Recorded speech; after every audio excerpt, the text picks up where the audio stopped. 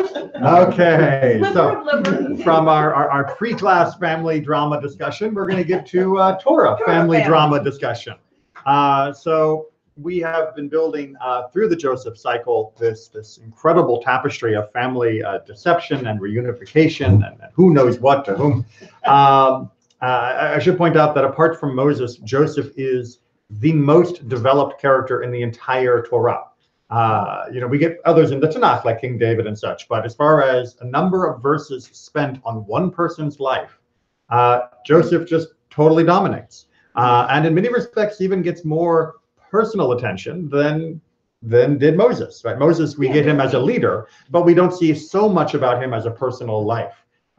Whereas Joseph, we really get to know this guy. And we see him from when he was young all the way till when he's, fading, and we see him both personally and professionally. And here we're going to get the big reveal. This is the moment for all of the reality TV shows, sweeps. This is what they would have been building up to, the rose ceremony of the story. So we are on page 276.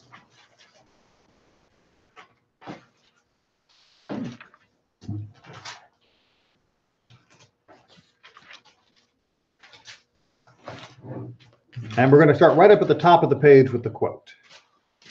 We're on chapter 45. Yeah, chapter 45. This is officially verse. Start 2 sentences before that? Nah, verse. I want to get his narrative. This is Joseph crying out, "Have everyone withdraw from me."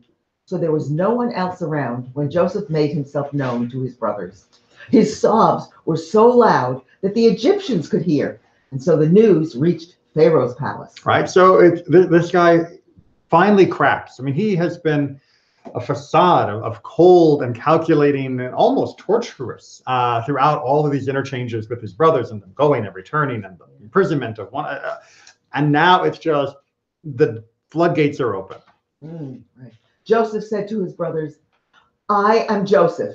Is my father still well?" But his brothers could not answer him. So dumbfounded were they on account of him. All right. So again, as I like to do, sometimes there are little translation, not corrections, but clarifications, right? Is my father still well? It's not quite what the language says.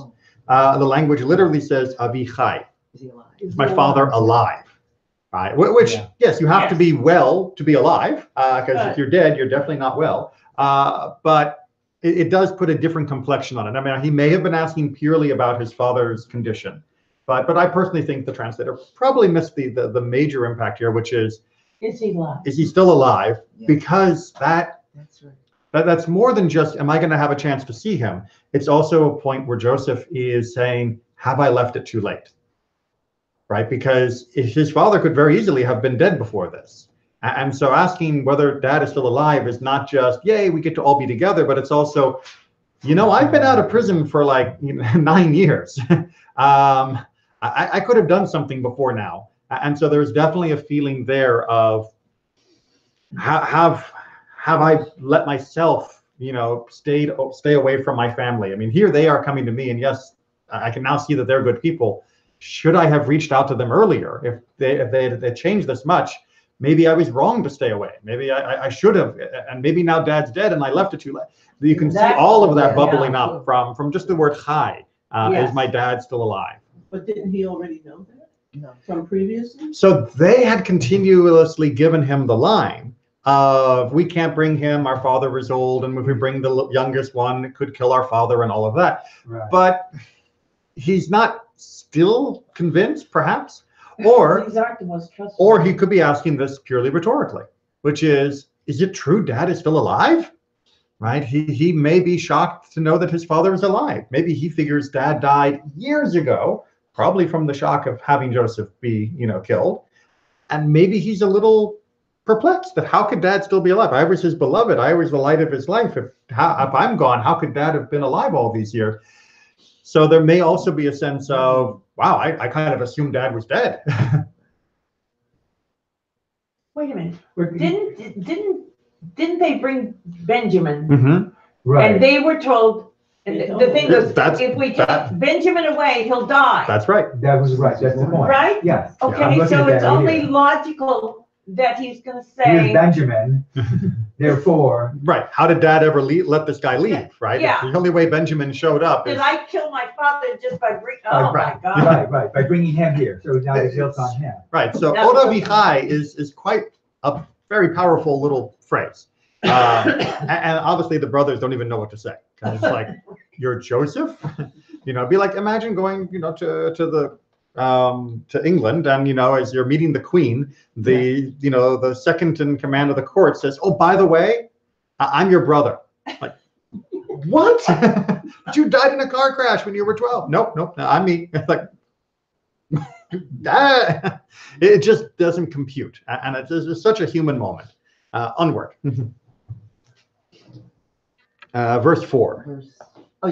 Then Joseph said to his brothers, "Come forward to me." And when they came forward, he said, "I am your brother Joseph, he whom you sold into Egypt. Now, don't be distressed or reproach yourselves because you sold me here. It was to save life that God sent me ahead of you. It is now 2 years that there has been famine in the land, and there are still 5 years to come in which there shall be no yield from tilling. God has sent me ahead of you to ensure your survival on earth and to save your lives in an extraordinary deliverance. So it was not you who sent me here, but God. And he has made me a father to Pharaoh, lord of all his household, and ruler over the whole land of Egypt." All right. So local boy makes good. But let's make sure we unpack Joseph's theological understanding of the whole situation. Yeah. Right. What is he claiming? God sent me Father here. of Pharaoh. Father of Pharaoh. Okay, so we got father of Pharaoh and God sent me. here. Right. So does that mean the brothers did nothing wrong? No. Oh, What they intended for evil, God worked it out for good.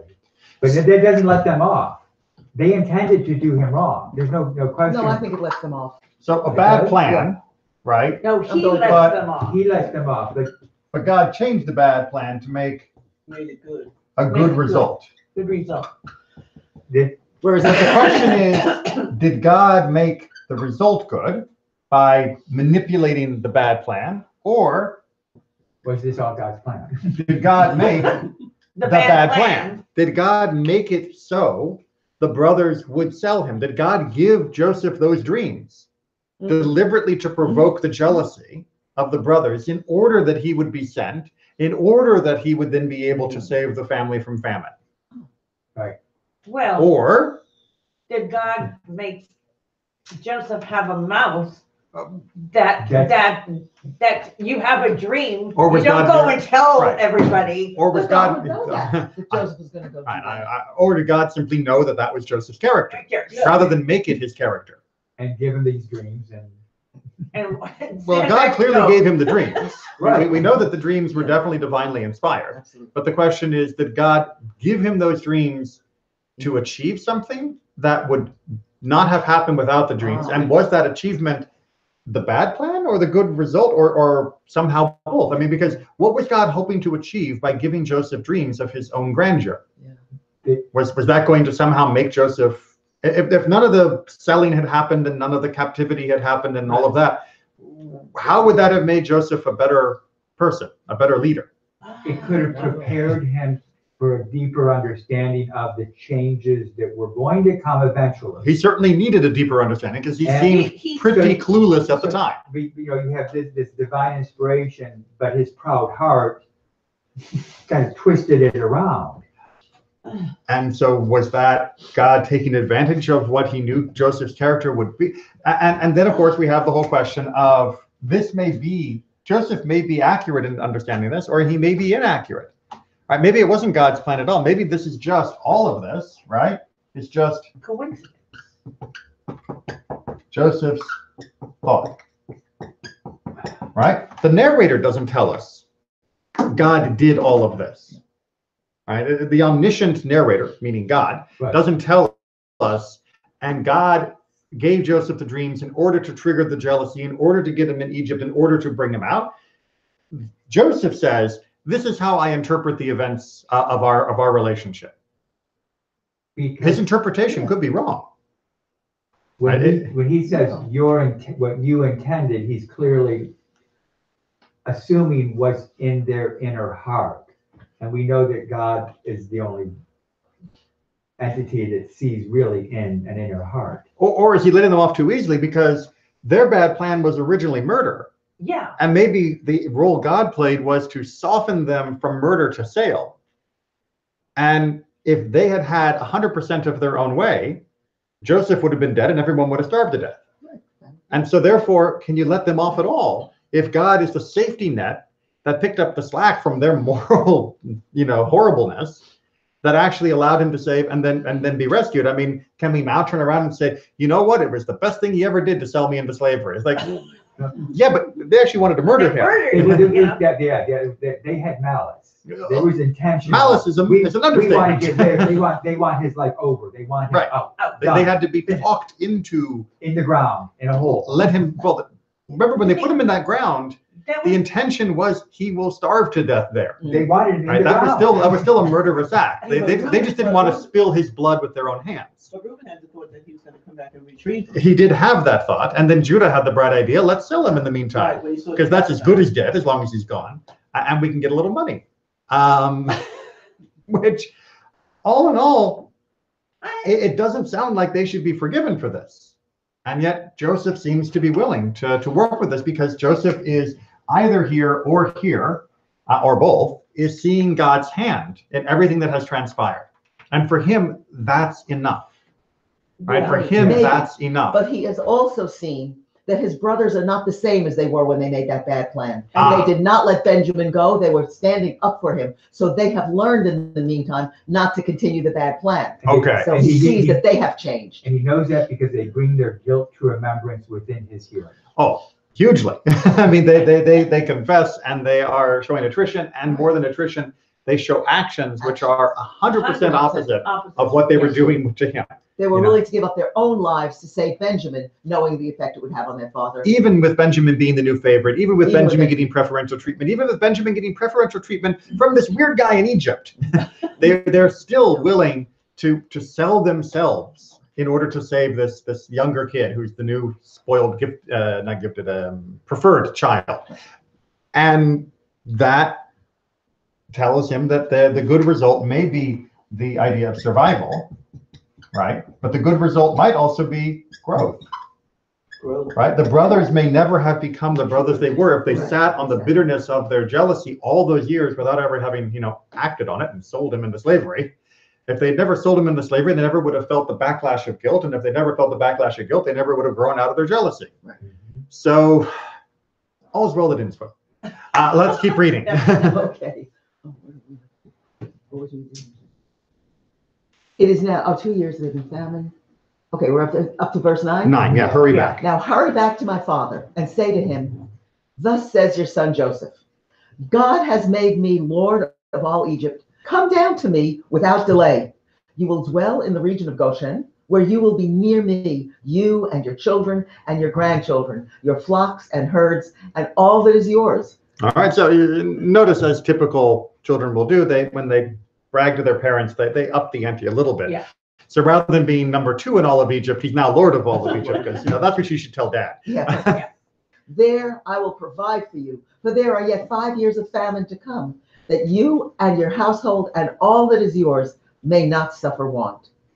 You can see for yourselves, and my brother Benjamin for himself, that it is indeed I who am speaking to you. Right, Benjamin, being the full brother, would be most likely to be able to identify him, and also being the same age, they would have spent more time together, whereas the other brothers were already old enough to be out and establishing their own families. Benjamin would have been the one who spent the most time of Joseph, and therefore is the best to ID him in the lineup. And you must tell my father everything about my high station in Egypt and all that you have seen, and bring my father here with all speed. Right. Notice the brothers still haven't said anything. Right? They're still jaw on floor. Yeah, right. Just a little bit more. With that, he embraced his brother Benjamin around the neck and wept, and Benjamin wept on his neck. He kissed all his brothers and wept upon them. Only then were his brothers able to talk to him. All right, and so finally they agree and they send off. He gives Benjamin more gifts than the rest, and it is amazing. I mean, he is literally back from the dead as far as the family is concerned. So throw a few that way. They're off in the doorway. Okay, so all of this is transpiring as he dreamed, but none of it's transpiring as he dreamed. That is to say, as he interpreted the dream, right? He imagined that he would one day rule over his brothers, but he was thinking, I'll probably end up, and they thought that he's probably going to end up being like dad, meaning he'll be in charge, he'll be the patriarch of the family, and okay. But in the end, the whole path was very, very different. Where Joseph is standing out here is that he's willing to say at the end that even though the dream didn't happen the way he thought the dream was going to happen, God made it happen in a way that was better than he would have thought it was going to happen, despite all of the twists, turns, hardships, and everything that happened in the middle. And that's the tricky thing about dreams, is we may think we know what they mean, but that doesn't mean we really know what they mean, or even what they ought to mean, which is going to bring us to a little section from Brachot that talks about how you respond when you get a dream. So we're on well, I didn't put a label, did I? It's on the front page, which says, one who saw. One who saw a dream and does not know what he saw should stand before the priests when they lift their hands during the priestly blessing and say the following. All right. So what's happening here is during a repetition of the Amidah, there is the Birkat HaKohanim, the blessing of the Kohanim. And in the land of Israel, this is done every day. Outside of Israel, in the Ashkenazic world, it's usually done only on major holidays, where you actually have the Kohanim standing. And this is when they hold their hands in the special posture, Mr. Spock borrowed, and all of that. Has everyone here seen the blessing of the Kohanim at least once? Oh, yes. Okay, Yeah. good. All right, so what he's saying is, if you've got a dream and you don't know whether this is good or bad, and it's really confusing, you sort of stand at the front when they're doing their blessing, all right? And while they're doing their blessing, this is what you do. Master of the universe, I am yours, and my dreams are yours. I dreamed a dream, and I do not know what it is. Whether I have dreamed of myself, whether my friends have dreamed of me, or whether I have dreamed of others. If the dreams are good, strengthen them and reinforce them like the dreams of Joseph. And if the dreams require healing, heal them like the bitter waters of Marah by Moses, our teacher, and like Miriam from her leprosy, and like Hezekiah from his illness, and like the bitter waters of Jericho by Elisha. And just as you transformed the curse of Balaam, the wicked, into a blessing, so transform all of my dreams for me for the best. All right, so this is what you're saying while they're doing the Birkat HaKohanim, right? You are adding a prayer to their prayer during that same time period.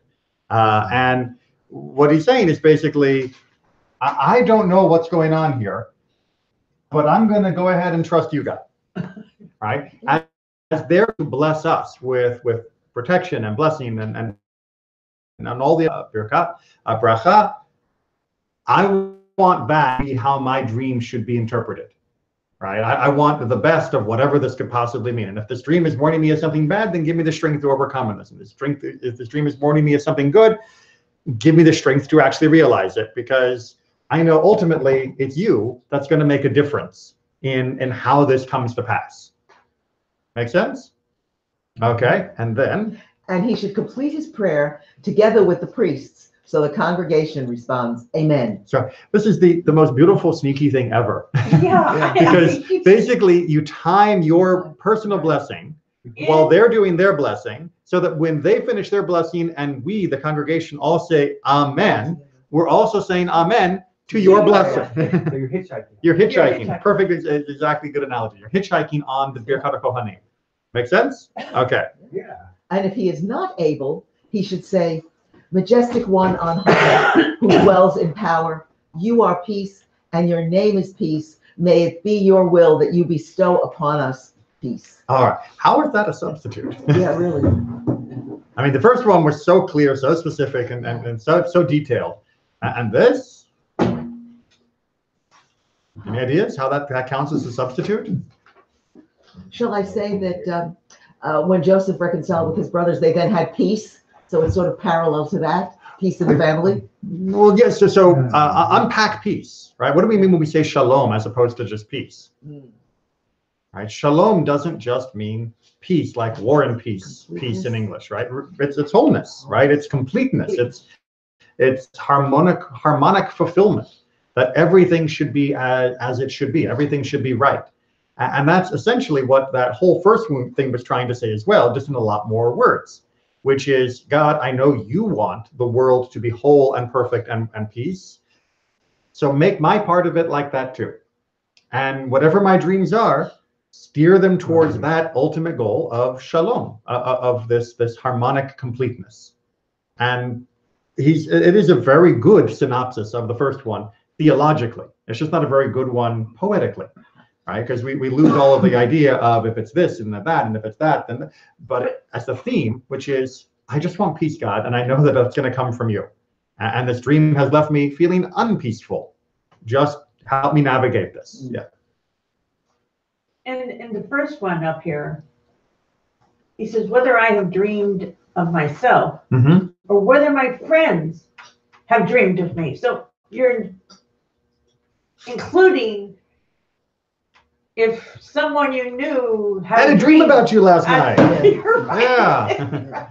You're trying to cover, this person is trying to cover every. You were on a flaming toboggan. And it's like, well, what does that mean? Right? And the answer was that you wouldn't always know what it meant.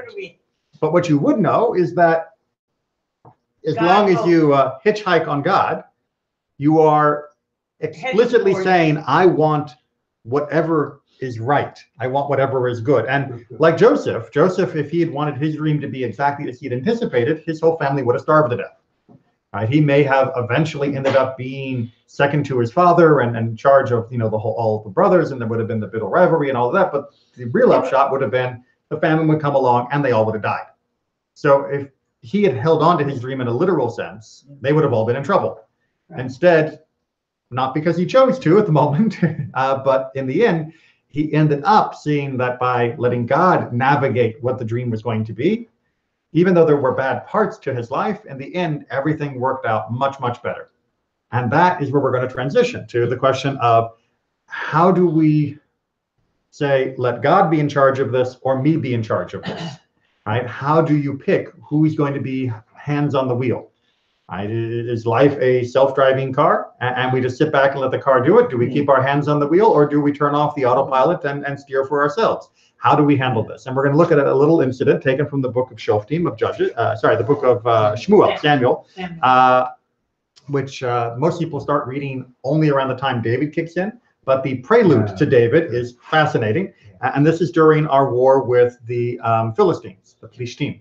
And this is still before Samuel is fully grown into his prophetic stature, but he has already been recognized as a prophet, which apparently was something in short supply during this time. But if you remember, we talked a little bit about last week, Eli had two sons who were not so good. And so with all of that as a backdrop, we come to a major battle between Israel and the Philistines, Plishtim. And the word of Shmuel came to all Israel. Now Israel went out against the Philistines, to battle. And when they joined the battle, Israel was beaten before the Philistines. And they slew of the army in the field about 4,000 men. That's not good, right? When the people had come into the camp, the elders of Israel said, "Why has the Lord smitten us today before the Philistines? Let us fetch the ark of the covenant of the Lord out of Shiloh to us, that when it comes among us, it may save us out of the hands of our enemies." All right, so let's make sure we got the logic here. Right, we went to fight the Philistines. We got served. Why did God let us get beaten? Right, that's the right question that they're supposed to be asking. And what's their answer? God wasn't with us. With us. The box wasn't with us. Those are two very different sentences. Okay. Yes. The presence. Right, so God wasn't with us. The box wasn't with us. Right. So one interpretation of God not being with us was apparently we need God's motorhome. And if we bring that, then That takes care of everything. we'll definitely win because we've got God with us in a physical, tangible, material, GPS locating kind of way. The other idea, which the Israelites had asked, especially when they had leaders like Moses and Joshua in the past, was if God's not on our side, we must be doing something wrong, and it has nothing to do with what we're carrying. It has to do with what we're doing, how we're living, right? That was always a question of soul searching, not of do we have the right equipment. So with that in mind, you might begin to anticipate that this is not going to end well. So the people sent to Shiloh that they might bring from there the ark of the covenant of the Lord of hosts, who sits upon the cherubim. Right, the cherubs on the top, right? That's the idea of God being there. And the two sons of Eli, Hophni and Pinchas, were there with the ark of the covenant of God. All right. So they say, we need the ark. That's why we're losing. We need the ark. And they go and get the ark, and they bring along the two priests who we now know are not great guys. So this is underscoring the idea that they're bringing the ark in a very, very tactical sense, right? A very, very practical sense, not in a spiritual sense, because you wouldn't bring these two guys if you had any sense of spirituality. Onward. And when the ark of the covenant of the Lord came into the camp, all Yisrael shouted with a great shout, so that the earth trembled. Right? Everyone's like, oh, now we've got our secret weapon. And when the Philistines heard the noise of the shout, they said, what is the noise of this great shout in the camp of the Hebrews? And they understood that the ark of the Lord had come into the camp. All right, so now the Philistines are going to get, whoa. They're bringing out like the giant cannon. Yeah. Right, and that was the problem, right? And the Philistines were afraid, for they said, God has come into the camp. And they said, woe to us, for there has not been such a thing before now. All right, so notice the Philistines are thinking like the Israelites. Yeah. Right? You bring your magic box, you've now got your God's magic. That is not just to say the Philistines are thinking like the Israelites, but the Israelites are thinking like Philistines, which is not a compliment. It wasn't a compliment back then. It's still not a compliment. It just means something different when someone is called a Philistine these days, to being like tasteless. Back then, it meant that the Israelites were treating the ark as though it were an idol. Yes. And that is a bad thing. But the Philistines, because that's how they treat their gods, they go, oh, wow, they've got their God right in their midst. They've got their magic idol box. What are we going to do? And then they say, woe to us. Who shall deliver us out of the hand of these mighty gods? These are the gods that smote Mitzrayim with all the plagues in the wilderness. Strengthen yourselves and act like men, O Philistines, lest you fall slaves to the Hebrews, as they have been slaves to you. Quit yourselves like men and fight. Right, that'd be like acquit yourself like men, right? To act like men. Like basically, there's a rallying call within the Philistine army that, yeah, sure, fine, they've got their God, and we're going to deconstruct this conversation a bit more, but we got to fight, gotta man up. Come on, Philistines, show them what you got, because after all, we've been subjugating them for 40 years or so. Remember the whole story of Samson. So do you want the tables to be turned? Right? You know how good it is to subjugate someone else. Can you imagine how bad it would be if they subjugated us? We don't want that happening. So we're just going to have to go fight because we can't give up because the loss would be too much. So. And the Philistines fought, and Israel was beaten. Womp, womp, womp, womp. And they fled, every man to his tent. And there was a very great slaughter. For there fell of Israel 30,000 foot soldiers. And the ark of God was taken. And the two sons of Eli, Hophni and Pinchas, were slain. All right. So this, by the way, is what completely undoes the entire plot of Raiders of the Lost Ark. Because apparently having the ark with you did not guarantee victory because the Israelites had the ark with them and it didn't really work out so well for them in this sense because they weren't doing it right. And also, not that we have time for it to go into it today, but you should definitely read the next couple chapters where the Philistines have to figure out how to deal with the ark. Because it turns out holding on to the ark makes things really bad for them. Right. And so they eventually return it. And it's really quite interesting how that happens. But we don't have time to go through that part of the Tanakh. But please, you all have a Tanakh, go read it. And if you don't have a Tanakh, let's look it up online. And there ran a man of the tribe of Benjamin out of the army and came to Shiloh the same day with his clothes rent and with earth upon his head. And when he came, Eli sat upon a seat by the wayside watching, for his heart trembled for the ark of God. Notice something there? His heart trembled for what? For the ark, not for his sons. Not for his kids. Not for his kids. Right? Well, he knew his kids were rotten. God had already told him, your kids are rotten. And Eli went, yeah, what are you going to do? Or do you think he sent them out with the ark? well, yeah. Oh. And when the man came into the city and told it, all the city cried out. And it came to pass, when he made mention of the ark of God, that he fell off of the seat backwards by the side of the gate, and his neck was broken, and he died. For he was an old man and very heavy, and he had judged Israel 40 years. All right. So not only do we lose the ark, not only do we lose the two boys, well, two men, we also lose Eli, right? And because of the severity of the news. By the way, there's a very interesting midrash that says that the Benjamite who came running, that was Saul. Saul, yeah. That was who would become the Little first king. Saul. Well, wasn't so little, but yeah. but that. Like Saul. Okay, so what's the problem, right?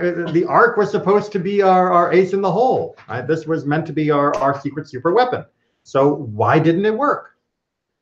You got some? There's a commentary in the our school Psalms about the armor of God from the Targum, that when the Israelites, when the early generations of fighters, that they had been given a special armor of God that included, truth and righteousness and justice, were adorning them. The priests were adorned with righteousness as part of that whole, and that was somehow lost over the. Well, we know how it was lost because they began to behave. So it was more than the ark. It was that they had to have the quality.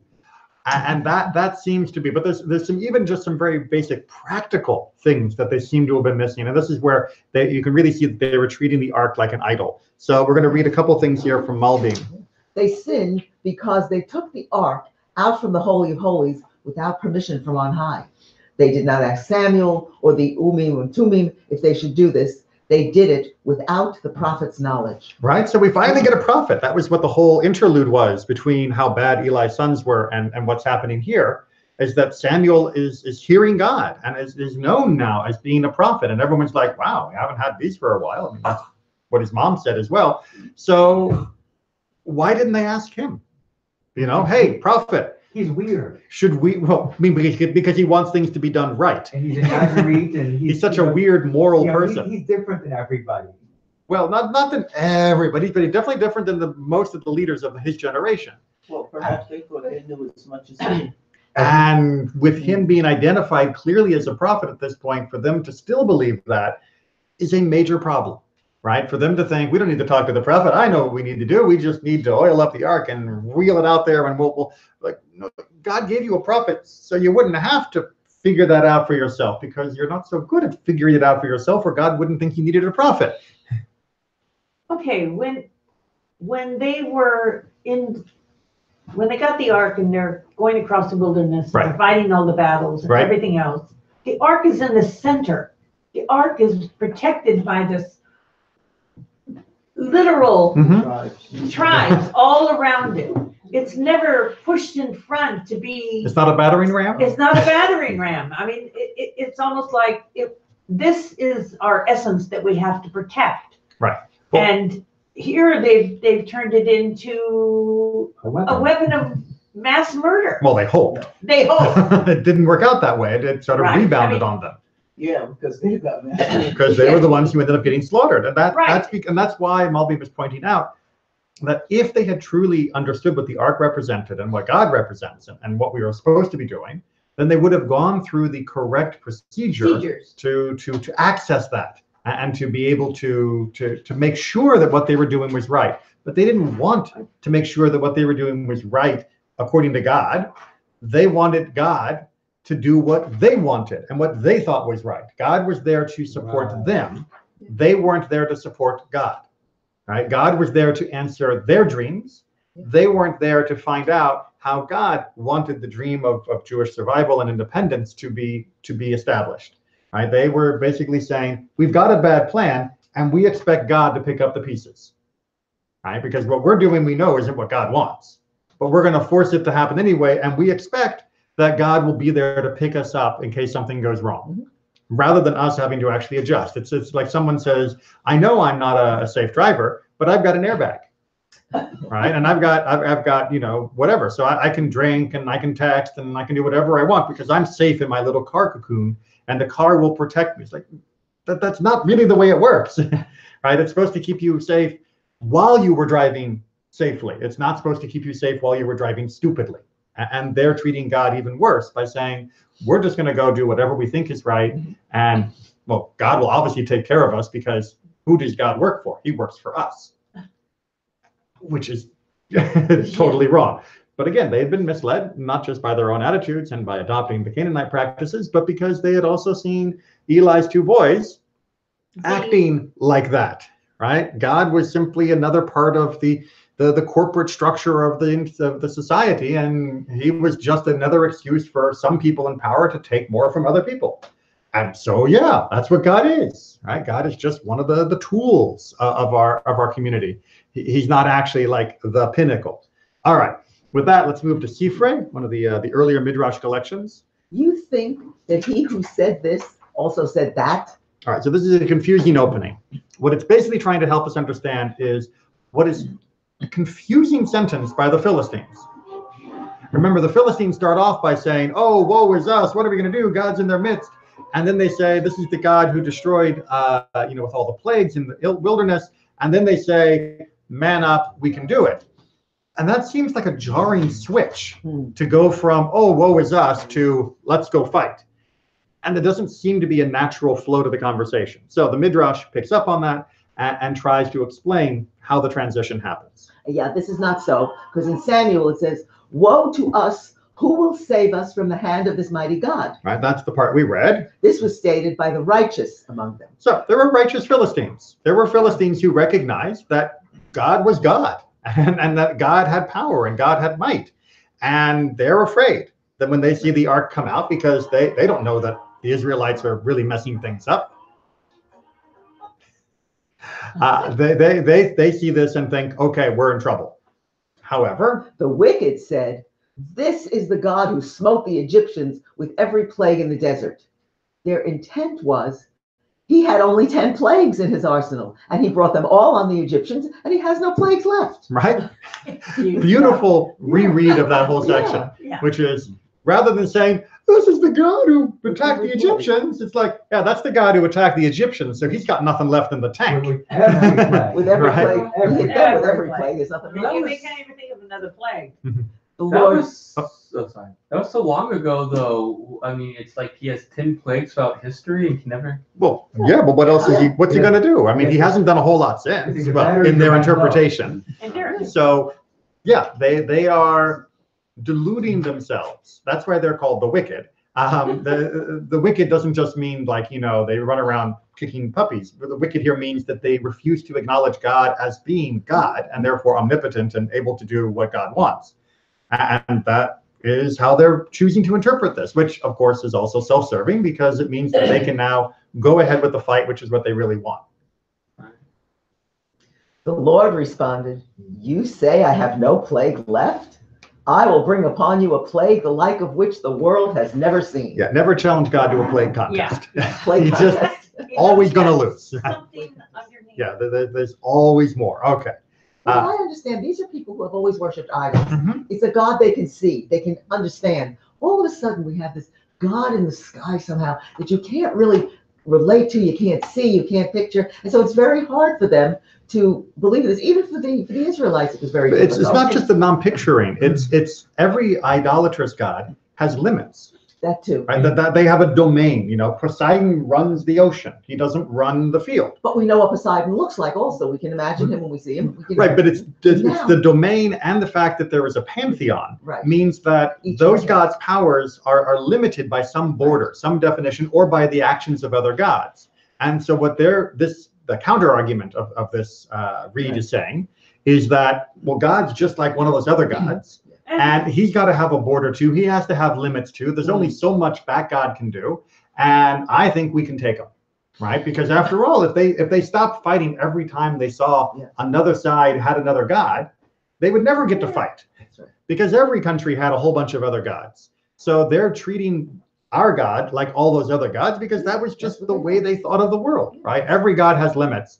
This God, sure, he may have done some big stuff in the past, But do you really think he's got that much power left in his tank, right? No, he's going to fall because no God is like omnipotent. I mean, that's just like, that's crazy talk. I mean, that's like saying God doesn't have a body. Yeah, right. All right. Midrash Tanhuma. How happy Eli was when he was king, chief justice, and high priest. All right. So as we just come off the holiday of Hanukkah, and we are uncomfortably reminded when we look at the further history of the Hashmoneans, combining both political and religious leadership in one person doesn't always work out well. Now, that's not to say that Eli was a bad guy, but there were definitely mistakes that he made, and definitely his mistakes were compounded by the time his sons were taking over. And so he was king, he was also judge, and he was also high priest. And apparently the Midrash is saying he probably enjoyed all of that. Yeah. It is so stated. Now Eli was sitting on the throne by the doorpost of the temple of the Lord. Now Eli was sitting on the throne because he was king, by the doorpost of the temple of the Lord because he was chief justice. Right. So why is the verse written that way? It's to try and show he had both secular power as well as judicial power, as well as spiritual power, because he was HaKohen. Right? Still, he did not remain in his happiness. Instead, it says, and it came to pass that when he mentioned the ark of, he fell backward from off the throne. Moreover, his two sons, Hophni and Phinehas, died. So just as this happens with the righteous ones, how much more for the wicked? So it's therefore stated in Psalms, I say to the merrymakers, do not make merry. Or as we say in modern English, don't count your chickens before they're hatched. Right? Meaning that just because things are good now doesn't mean they're always going to be good now. You are on top of the world, Eli. You've got, basically the secular authority wrapped up. You've got the religious authority wrapped up. Your sons are set to succeed you. The people are strong and happy. And he's king of the world. And the Midrash is trying to say, yeah, but it's all built on sand. And it is going to come crashing down around him. So he really shouldn't be so complacent and thinking that he's got it made. And that, again, comes back to our whole question about when is it done? When is it said? I mean, Joseph thought he was trashed when he was sold. But then he rose to the top of Potiphar's house. And then he was trashed again after the false accusation and now thrown in jail. And then he rose to the top of the jail and he probably thought that was it. Yeah. And then he rose even higher when he became, and then with the brothers reunion, he probably was wondering whether it was going to be good or bad. And then in the end, he went higher than that. And then the Israelites get put into slavery, right? So you can't say the story is done and we've gotten past all the bad stuff. And you can't say the story is done. There will never be any more good stuff, right? Because God is constantly involved in all of the story, and the story we see is a tiny, tiny fraction of the long-term story, which is why we don't sit around thinking we're done good or we're done for bad. Instead, we try to think, what is it we should actually be doing with our life? How does the Torah and God tell us to actually live? Rather than thinking, I've got it made, so I don't have to worry about those questions anymore, or I've already lost, so I don't have to worry about those questions. You have to always be asking. All right, so this is pretty much one of the last straws, this whole scene that plays out here and the reaction with the Philistines that leads to the final desperate plea that we get a king. And so we're going to read from Devarim, Rabbah, Midrash on Devarim, how this plays out, so or at least a version. Yeah, alternatively it says, and you will say, I will appoint for me a king. Right, so that's the line from Deuteronomy, where it seems like this is going to be a request by the people, which it does turn out to seem to be. It wasn't that God told them, all right, now is the time to have a king. The people turned to Samuel and said, we really need a king. Our rabbis said the Holy One, blessed be he, you want kings in this world. Jewish kings will be appointed, and they will make you fall by the sword. All right, so if you think having kings means that you will be safe, then you're committing the same mistake that the others committed when they thought the ark would be their magic weapon. Right? This is why these two stories back to back are so powerful. Right? The people said, oh, we need the ark, we need the ark, we need the ark, let's get the ark, and then they die. And I say, oh, we need a king, we need a king, we need a king, and they're going to walk out, and they're also going to die. Apparently having a king is not a magic bullet. And the most famous example is from the story of Saul himself, Yeah. the first king. Saul caused them to fall at Mount Hagiboah. How do we know? It says, and Israel fled from before the Philistines. Right. That's the line from our quote, which is, like I said, one of the reasons why people read this Benjamite as being Saul. Right. So Saul knew and should have known for himself that there were no magic bullets for having the right tools for victory. It was about having the right spirit for victory. But he still messed up. David caused a plague to be sent, as it says in Samuel, and God sent a pestilence to Israel. All right, that was when he did the census incorrectly. All right, so apparently even good kings like David can still cause trouble for the whole nation. So if you thought the king was going to be getting the nation out of trouble, recognize the kings can also get the nation into trouble. Achav stopped up the rains from them, as it says in Kings. There shall not be dew nor rain these years. Now, Achav is, remember, the Hebrew name for Ahab. Tzidkiyahu caused the destruction of the Holy Temple. Once Israel saw what happens under the rules of their kings, they all began to cry out, "We don't want a king of Israel. We want our first king. For God is our judge and God is our lawgiver. God is our king. He will save us." The Holy One, blessed be he, said to them, "By your lives, thus will I do." How do we know? It says in Zechariah, and God will be the king over all the earth. So the politics of the sages was rather clear, right? Because they were living through times where there had been multiple rebellions against Rome and against other authorities to try and reestablish a Jewish monarchy and Jewish dynasty. And they were basically saying, you know, we've kind of had kings, and by and large, they haven't worked out well for us. I mean, that's pretty much what you learn when you read the rest of the Tanakh, and it keeps saying that every king was rotten except for like 2.5. Maybe what we should do is go back to our first king, meaning to God, right? Capital K king. And that might work out better for us. After all, when Zechariah gives us a vision for the future, even when he's still acknowledging that there has to be a secular authority, he's still trying to remind us that the ultimate authority is God. And that has to be our continual goal, is that if we think, oh, we've got this king, now we don't have to worry about what we're doing, then we're in trouble. Just like when they said, now we've got the ark, now we don't have to worry about what we're doing, it led to trouble. And that isn't trying to say that we shouldn't have kings. I mean, obviously monarchy was the accepted form of government for most of human history. It's trying to say that even if you have a king, you and the king have to remember that you are all still subservient to God. That is what the Jewish pattern of kingship is meant to be, and Deuteronomy says in very explicit terms. It's just very unfortunate because most of the time we have never had a king that consistently seems to remember that. The Mashiach? Well, that's the goal, is that eventually there will be Mashiach, but Mashiach's, defining feature is that, well, there is definitely many interpretations that he will certainly be from the line of King David, and that he will even have monarchical status. But ultimately, it's not his monarchy that makes for the victory, but his ability to guide the world towards God. To rule, like in the last words of David, the one who rules justly over people is like. But it's not even ruling over people justly in the sense that they're always making mistakes. I mean, David had to deal with all sorts of problems. It's more, he will have instructed the world so clearly that you won't end up with the injustices that plagued our society, or continue to plague our society at this point. So it'll be easy to be king because the vast majority of your community will be righteous. With all of these, with what you put on the board and here, with the Yetzer Hara keeps on pulling people off, and God is always there to pull it back.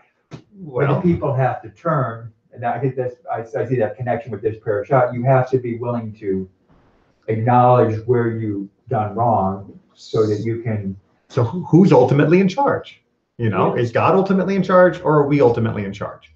And that's the great tension throughout the entire Bible, right? Is who's ultimately in charge? Joseph here in our parasha is saying categorically, despite what happened with the brothers, he is seen in this that God was in charge. That doesn't mean that you should go around selling your brothers because it'll work out okay. Yeah. But what it does mean is that he can see with hindsight that in the end, God has made it work out, and it has been beneficial to him and to the family. I'm sure he didn't think that when he was sitting in prison. Yeah. And I'm sure he didn't think that when he was first being sold as a slave. But that kind of perspective is showing him that he has grown to the ability to say, whatever I'm doing now, it's not because I'm the best and brightest that I got made number 2 in Pharaoh. I got put here because of God. So not only is he letting his brothers off the hook in some respects, he's also taking himself from he's making himself avoid taking credit for being where he has risen to say, God made me number 2 in Egypt, not I got here because I'm so wonderful. And you may remember that when he first meets Pharaoh and Pharaoh is asking him to interpret the dreams, he's like, look, I can only do what God lets me do. Right? He has clearly begun to learn that lesson very, very strongly. And that is what ultimately leads to his ability to be in the right place to help his family and to help the entire nation of Egypt. But we always have trouble learning that lesson over and over and over, because we always want to think we're in charge. That's one of the main warnings of the rest of the Torah, which is you're going to end up back in the land of Israel and everything's going to be going hunky-dory and you're going to think, look what I did. And it's all going to come crashing down. Well, they have to, part of the issue of suffering, do they have to suffer in these ways so that they then become wiser? Because ultimately they need to have that wisdom. So I don't think suffering is something they can hand down to us through the text. Personal suffering is not necessary, but what is necessary is a narrative of suffering. And I think that's one of the best things that Judaism has brought to the world, is I don't personally have to be a slave to have sympathy with those who were slaves and to learn the lesson that slavery is wrong. I can remember through the story of the Exodus and through my daily prayers that slavery is wrong. And that narrative of suffering or narrative of righteousness, I can learn from those stories and learn from those teachings that I don't have to go through myself. And that's what we're supposed to do. And that's why we continue to study and do what we do. It's just unfortunate that not everyone always takes those lessons to heart. And then they have to be taught them in more direct manner, meaning actually going through the process of beating wisdom into you. It's not good. Kind of on a tangent note, if slavery is wrong, how come the Torah permits this people to own slaves for a period of 7 years? Short answer, we've talked about this in previous classes, not that I can remember which one's off the top of my head, but the short answer is that the slavery legislation the Torah discusses is primarily a form of poverty assistance. That somebody who has become completely broke has to have a way to be supported. And the only thing they can do is to pre-sell their labor in order to be given room and board by someone who is still able to provide that. But the person who's able to provide room and board, especially in a pre-monetary economy, probably couldn't provide you with the cash for free to do that. The only way they can help you is if you help them grow enough food to be able to help you. And so that type of slavery was a form of what we would call, in modern term, more of indentured servitude than chattel slavery as was practiced in America. But they wouldn't be freed by the 7th year then? Oh, they were, yeah. Yes. They were, yeah. Yes, limited. And even if they chose to stay after the 7th year, which was their choice, at the Jubilee, every 49 years, they were forced to go free. But that's a whole nother class. And they were also citizens upon being, they also became Jewish upon being free too, right? Well, I'm talking with non-Jewish slaves, yes, the rules are a little bit different, but yes, the non-Jewish slaves also had to be circumcised and had to be given the opportunity to become free Jewish citizens. Any other questions, comments, tangents? All right, thank you all very much.